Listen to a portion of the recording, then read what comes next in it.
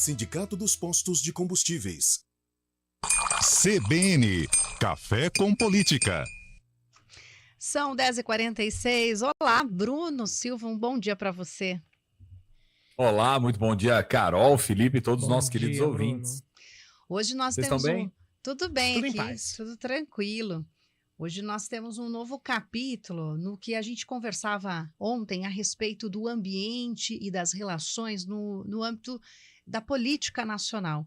E como essas relações elas mudam com o tempo, e a gente falava a respeito dos grupos que são classificados, de tempos em tempos nós temos os nomes aí que são instituídos, e historicamente o que observamos é que alguns personagens, eles não só se repetem, como aparecem ao longo dos anos em posições totalmente diferentes. Para a gente falar um pouco mais sobre isso e também sobre algumas suposições que saíram hoje na imprensa relacionadas a relação amigável, porém não mútuo, de Haddad e Tebet, a gente vai primeiro assistir esse vídeo que está circulando nas redes sociais, em que Ciro Gomes faz uma conclusão, seria, ou uma reflexão a respeito da relação entre políticos. Vamos lá.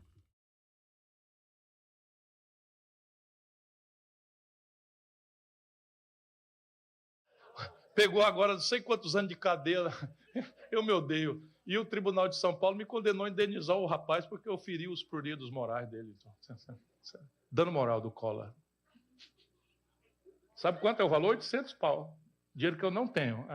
Isso aí. Eu me odeio. Vamos adiante.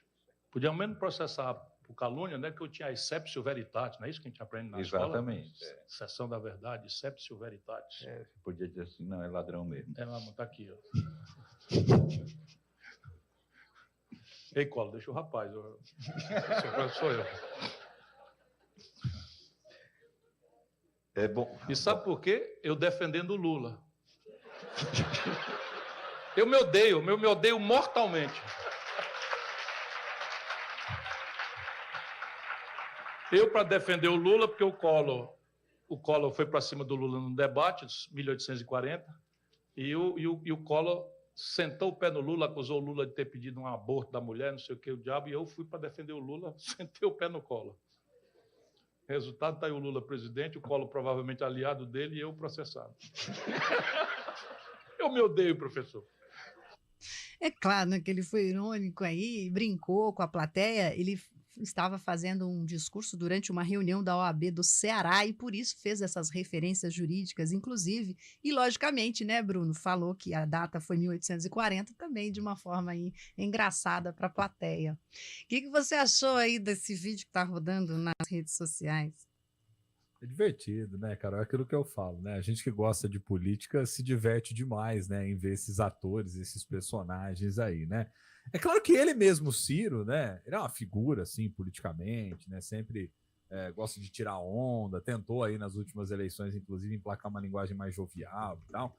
Mas a verdade é a seguinte também, né, Carol? Quem mais dançou nessa história toda foi muito menos o Lula e muito mais o Ciro, né? Até porque o Ciro mergulhou de partido político, teve da esquerda à direita, ao centro, em todos os lugares possíveis e imagináveis, né? Ele sempre foi esse camaleão, vamos dizer assim, né? E talvez eu não sei se foi isso que tirou as chances dele de ser presidenciável, viu? Eu acho que esse é um dos fatores. Tem outros também aí, né? Pra gente parar pra Tem. pensar assim. Tem muita coisa também aí. Não daria nem tempo da gente explorar todos os fatores aqui para tentar pensar nisso tudo. Mas, assim, não deixa de ser engraçado, Carol. E o ponto principal que a gente quer tratar aqui hoje, né?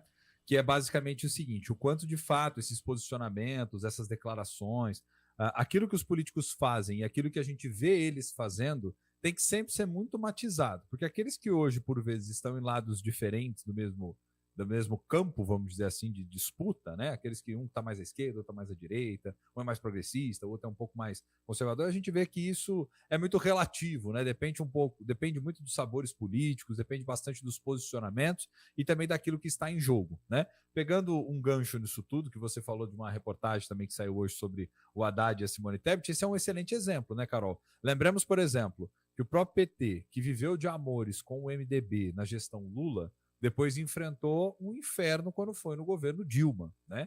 E aí deu toda aquela discussão, toda aquela história. A gente sabe que o próprio MDB acabou articulando muito do que foi o processo de impeachment, e agora, sob a batuta de Lula novamente, é um dos partidos que está bem mais próximo em processo de negociação do governo, e não só está próximo, como tem uma das suas principais figuras que foi candidata à presidência da República nas últimas eleições, surpreendeu pela sua votação, por se tratar de uma neófita, né, de estar estreando nas eleições, que é Simone Tebet, e para poder atrair parte do voto também, principalmente do público feminino, ganhou, né, de presente, vamos dizer assim, o ministério importante, que é o Ministério do Planejamento. E agora a gente vê que, por vezes, essas rusgas vão sendo trocadas aí entre Tebet e Haddad, né, por mais que isso não apareça de modo muito explícito, vamos dizer assim, mas acaba nos bastidores mostrando ali. E, por vezes, né, Carol, essas posições se confundem muito, até porque Haddad, talvez, e uma vez já ouvi essa piadinha, né, já que estamos em tom mais anedotário, né, Haddad talvez seja o mais tucano dentre os petistas ali, né,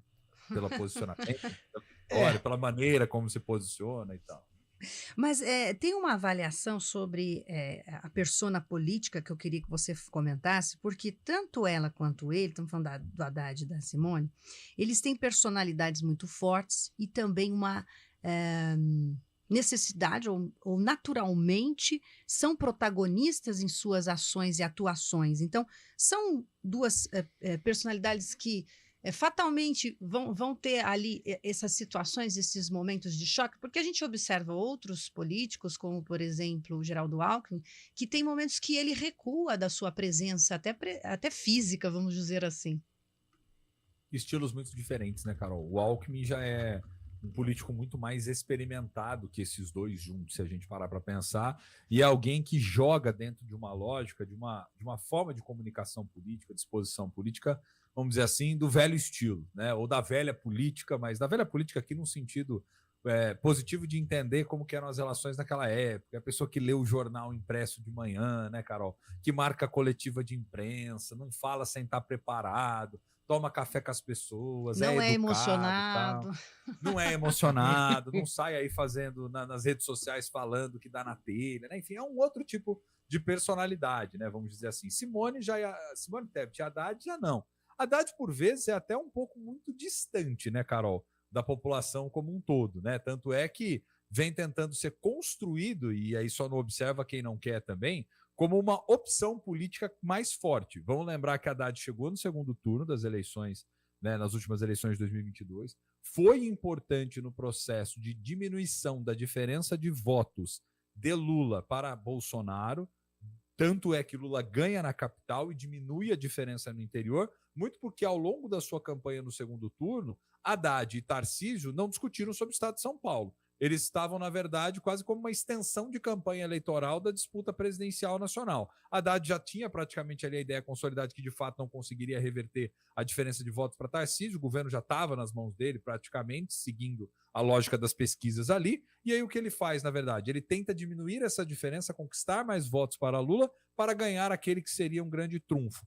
Que, segundo, inclusive, uma figura que está aqui na minha estante, para quem está nos acompanhando na imagem aqui, né, dos 4 livros aqui falando sobre os diários da presidência Fernando Henrique Cardoso, Ministério da Economia nunca é ministério muito bem visto pelas pessoas. Tanto que ele conta de uma treta lá atrás, que o Serra queria ser candidato a presidente, ele vira e fala assim, meu filho, no Ministério da Fazenda, né, da lógica econômica, ninguém vai ser muito bem visto por parte da população. Inevitavelmente, quando vier uma menor crise, você vai ser apedrejado. Você tem que estar no Ministério mais de visibilidade social, uma saúde, uma educação, uma coisa que você consegue fazer campanha mais propositiva.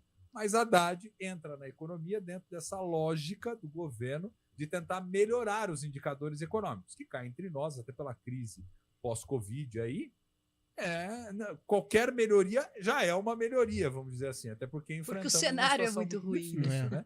No cenário, qualquer melhoria, por mais treta que seja, já é uma melhoria em relação ao que foi lá atrás. E tenta surfar, né, Carol? Está sendo construído. Eu creio essa que é opção estratégico política, né? total da parte dele, essa Como posição. essa opção política. Estratégico. Vai, dá entrevista, toca violão na entrevista, mostra que é mais descoladão, enfim, né? Faz parte da estratégia como um todo, né, Carol? Mas é interessante a gente observar. E não estranhem, viu, gente, se lá na frente talvez aí surgiu alguma coisa como Haddad e Tebet, por exemplo, uma chapa, algo nesse sentido. Não me estranharia nem um pouco, viu, Carol? A Simone Tebet falou hoje no jornal da CBN, mais cedo com o Milton Jung e a Cássia Godoy, falando aí sobre o momento econômico do país. Daqui a pouco no CBN Brasil vai ter toda a repercussão disso, mas eu queria só puxar um fio aqui que tem a ver com a nossa região, a possível indicação de Márcio Postman para a presidência do IBGE, que é uma notícia que nos surpreende, e a Simone Tebet, inclusive, disse, eu não tenho que achar nada, né? Ela foi categórica nesse sentido, eu não tenho que achar nada. Uma elevação da figura de Postman, depois de ser tão batido aqui em Campinas, batido no sentido de espancado, né? Em eleições e coisas do tipo, finalmente Márcio Postman começa a ganhar uma relevância aí um pouco mais nacional, né, Bruno? Mas uma figura muito importante para Sim. o próprio PT, né, Felipe? Um quadro importante do ponto de vista econômico, de pensar a lógica de desenvolvimento, professor também da Unicamp, né? Enfim, uma pessoa que discutiu muito lá atrás sobre a questão do próprio Bolsa Família, né? Dos impactos que isso traria também do ponto de vista para a diminuição das desigualdades. Então, o Postman é uma figura muito conhecida aí dentro do cenário do debate econômico, e que vai ocupar um cargo dentro do IBGE, que é um cargo, vamos dizer assim, menos político, provavelmente, né, Felipe? E um cargo muito mais analítico, né? O que seria mais a pegada dele mesmo. É justamente isso que eu ia comentar. É mais a pegada dele ser analítico do que político, e é por isso que ele apanhou tanto aqui. Ao longo dos anos, ele teve muita contribuição estando nesta posição. Então, podemos ter outras notícias aí relacionadas a ele, com certeza. Bruno, nosso tempo terminou aqui, mas a gente tem mais cafezinho para servir amanhã, viu? Opa, a gente vai tomando um cafezinho ao longo da semana, um pouco de bom humor também, um pouco de crítica, e a gente avança. Um abração para vocês, gente. Obrigadão, até Bruno. mais.